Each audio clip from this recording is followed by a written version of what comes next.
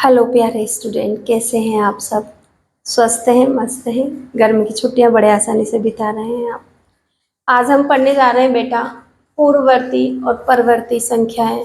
परवर्ती संख्याओं को हम अन्य नामों से भी जानते हैं, जैसे कि उत्तरवर्ती संख्या या अनुवर्ती संख्या के नाम से भी हम इसे जानते हैं। मैं यहाँ लिख देती हूँ ऑब्लिक लगा के, अनुवर्ती संख्या ना, अनुवर्ती संख्या। ठीक है, तो आपको ये समझने में कभी आपके हो सकता है किसी बुक में आपको परवर्ती मिल जाए, किसी बुक में आपको उत्तरवर्ती मिल जाए, या किसी बुक में अनुवर्ती संख्या के नाम से मिल जाए। बात एक ही है। आपको पूर्ववर्ती संख्या, जैसा कि आपको नाम से ही पता लग रहा है, पूर्व मतलब पहले की संख्या। अगर मैं इंग्लिश में इन्हीं की टर्म बात करूं पूर्ववर्ती की, तो इसे हम क्या बोलते हैं? प्रीडेसेसर।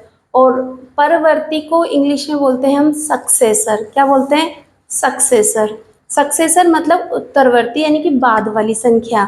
तो अगर मैं आपसे कहूं कि पूर्ववर्ती संख्या, पूर्ववर्ती संख्या क्या होती है और इसे कैसे निकाला जाता है, तो यहाँ पर आपको एक ही रूल ध्यान रखना है कि किसी भी संख्या में से अगर आप एक घटा दें तो उसकी पूर्ववर्ती संख्या आपको निकल के आ जाती है। जैसे कि मैंने आपसे कहा कि 10 का पूर्ववर्ती आप बताना है, तो आप 10 में से एक घटा दोगे तो आपका क्या होगा? 9। क्या होगा? 10 का पूर्ववर्ती क्या है? तो आप कहोगे 9, है ना। इसी तरह से अगर आपसे कहा जाए कि 100 का पूर्ववर्ती अंक बताओ, तो 100 माइनस 1 बराबर आप क्या कहेंगे? 99, है ना। पूर्ववर्ती मतलब प्रीडेसेसर। क्या क्या हो गया? प्रीडेसेसर। ठीक है, आपको ये चीज ध्यान रखनी है स्टूडेंट। आगे हम चलते हैं। तो स्टूडेंट देखिए, पूर्ववर्ती मतलब आपकी पहले वाली संख्या, जिसे आप बिफोर और आफ्टर के नाम से भी जानते हैं। आपने बचपन में पढ़ा होगा बिफोर और आफ्टर, है ना। मैम ने आपसे कहा होगा कि 5 के बिफोर लिखो, तो आपने लिखा होगा 4, है ना। इंग्लिश मीडियम में होंगे तो आप 5 का पूर्व, है ना, बिफोर 4, और आफ्टर आपने लिखा 5 का 6 लिखा था ना। याद आ गया आपको? बिल्कुल आपको याद आ गया। आपके चेहरे पर हंसी आई है, मैंने समझ लिया। इसी तरह से अगर आपसे कहूँ कि मैं बताओ 54 का पूर्ववर्ती क्या होगा, तो आप -1 कर कर आप कह दोगे 53 है। मैम ये तो बहुत ईजी कॉन्सेप्ट है, इसमें क्या बताने वाली बात है।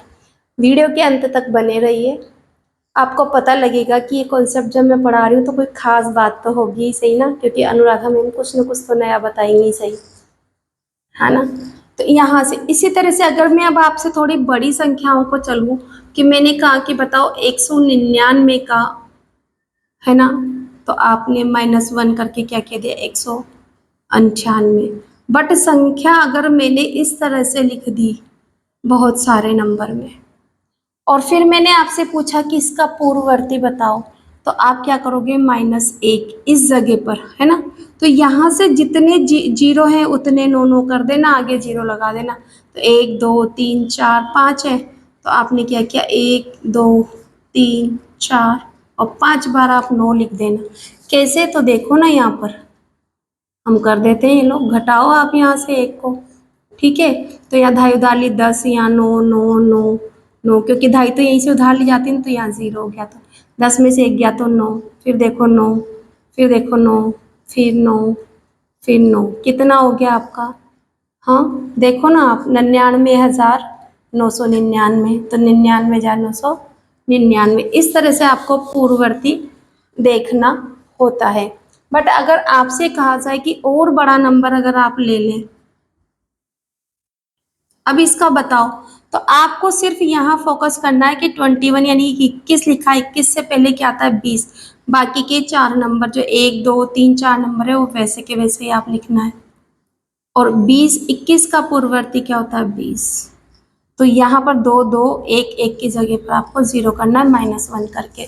तो इस तरह से आपने पूर्ववर्ती तो बड़े आसानी से सीख लिया। अब लाखों में हो, करोड़ों में हो, अरबों में हो, कोई दिक्कत नहीं, आप बहुत ही आसानी से कर लोगे, इतना मुझे पूर्ण विश्वास है। अब आता है परवर्ती संख्याएं क्या होती है। परवर्ती को उत्तरवर्ती भी कहते हैं और अनुवर्ती संख्या भी कहते हैं। बहुत से बच्चे कभी अनुवर्ती का अगर लिखा हुआ आ जाता है पेपर में तो कहते हो अरे यार ये क्या आ गया, अनुवर्ती संख्या तो हमने पढ़ा ही नहीं, हमने तो उत्तरवर्ती संख्या पढ़ा है।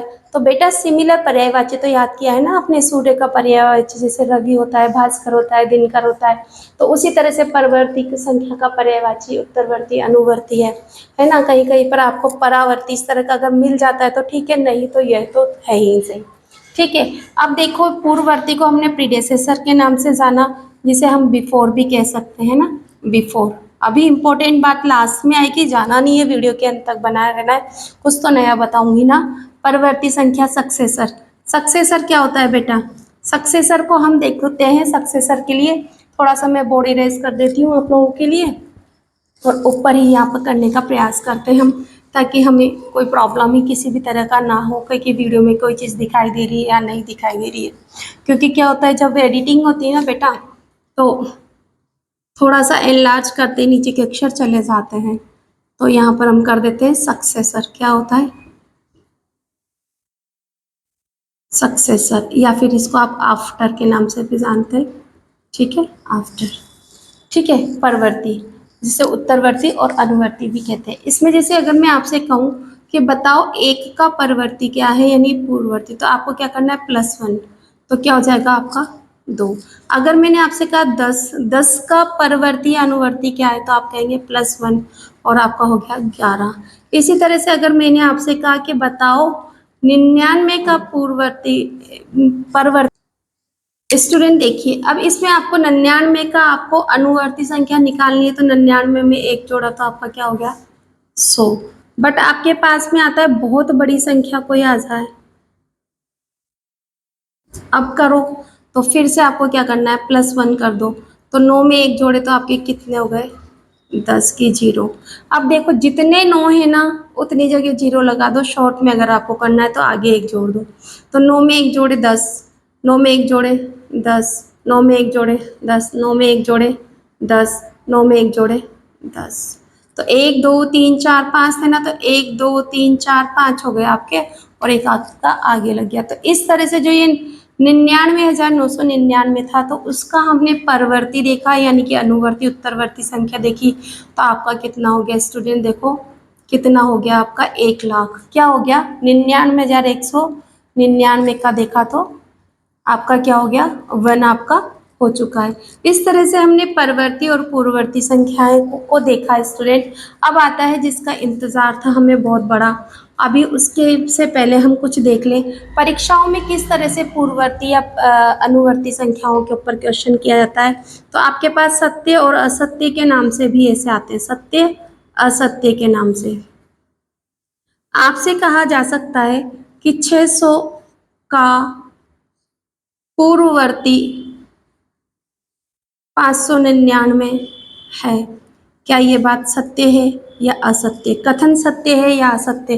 तो 6 का पूर्ववर्ती यानी कि पहले वाला, अगर 600 में से मैं एक न घटा दूँ तो 599 आएगा, तो ये बात हमारी क्या है सत्य है। क्योंकि परीक्षा में किस तरह से पूछा जाएगा ये चीज़ें भी तो हो आती है ना हमसे, है ना। अब आपसे अगर ऐसा पूछ लिया जाए, हो सकता है आपसे रिक्त स्थान के रूप में पूछ लिया जाए, जैसा कि आपसे पूछा जा सकता है कि कितना है, आप खुद पढ़ें, है ना। अब इसका इसका आपको क्या निकालना, का पूर्ववर्ती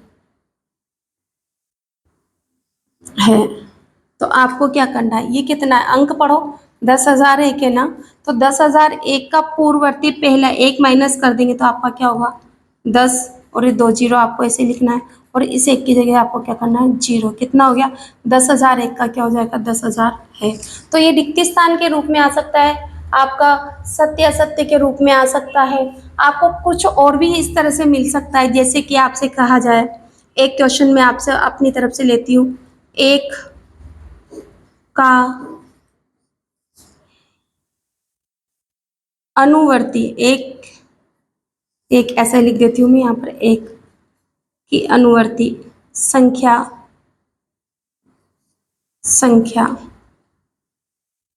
है, आपसे यहाँ पर दे दिया बराबर करके। अब आप कहोगे अनुवर्ती तो एक में एक जोड़ा तो क्या हो गया 2, बट अगर आपसे पूछा जाए कि एक का पूर्ववर्ती या एक का पूर्ववर्ती लिखें। ऐसे ऐसे भी तो हो सकता है, पूर्ववर्ती, है ना, पूर्ववर्ती, एक का पूर्ववर्ती लिखें, ऐसे भी तो पूछा जा सकता है। तो यहाँ पर हमारा अब क्वेश्चन शुरू होता है, जो मैं आपको इम्पोर्टेंट चीज़ सिखाने जा रही हूँ। इसके कितने उत्तर सही हो सकते हैं? इसका उत्तर 0 भी सही हो सकता है और इसका उत्तर 1 भी सही हो सकता है। देखते रहिए, आगे मैं भी सिखा रही हूँ, है ना, जाना नहीं है आपको वीडियो छोड़कर। तो देखो यहाँ पर अब आते हैं हम इम्पोर्टेंट क्वेश्चन की ओर, जिसके लिए आप लोग बेसब्री से इंतजार कर रहे हैं। अब देखो, एक का पूर्ववर्ती अंक लिखें। यहां पर देखो, संभावित उत्तर एक का पूर्ववर्ती, जो रूल मैंने बताया कि एक में से जो एक लिखा है इसमें से एक को माइनस कर दो तो आपका 0 है, उत्तर सही है। एक का पूर्ववर्ती अंक लिखे, तो आपने कहा एक का पूर्ववर्ती अंक, क्या लिखोगे? एक का पूर्ववर्ती अंक या संख्या जो भी हो, है ना, संख्या भी एक का पूर्ववर्ती अंक 0 होता है। बिल्कुल सही है आपका। बट जब बट लेकिन परंतु लग जाए तो समझ लेना कोई खास बात है। आपसे पूछा प्राकृत संख्या एक का पूर्ववर्ती